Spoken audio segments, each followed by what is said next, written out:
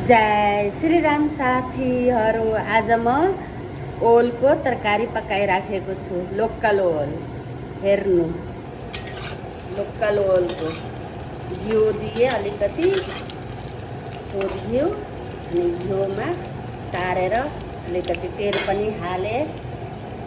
यहाँ मसला छ, सर्सो छ, खुर्सानी जीरा पिसेको छ, धनियाँ जीराको धुलो छ, बेसारको धुलो छ, नुन छ अनि यसमा चाहिँ लहसुन र प्याजको पेस्ट छ। यता यसमा भात पाकिराखेको छ, घेरौलाको भुजिया पाकिसकेको छ। अब ओल चाहिँ तार्दैछु। यतिको फ्राई भइसकेपछि अब यसमा चाहिँ मसला हाल्दैछु।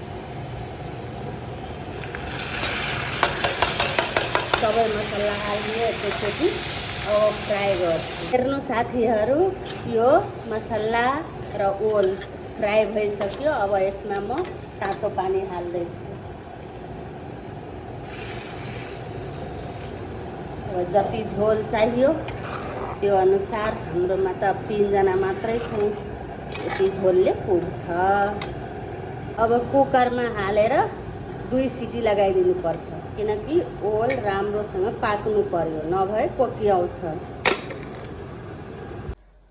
हेर्नु साथीहरू, अब मेरो ओलको तरकारी पाकिसक्यो। अब यति बेला चाहिँ यो छाली र दही हो, दही छालीको पेस्ट हाल्दैछु। यो हालिदिएपछि नि कोकियाउँदैन, नभए यो लोकल ओल धेरै कोकियाउँछ। मान्छेहरू त के गरी पकाउँछ, तर म केही गर्दिनँ। आलुको तरकारी जस्तै फ्राई गरेँ, मसला दिए, सिटी लगाएँ अनि यो दही छाली हालिदिए। अब मेरो तरकारी रेडी।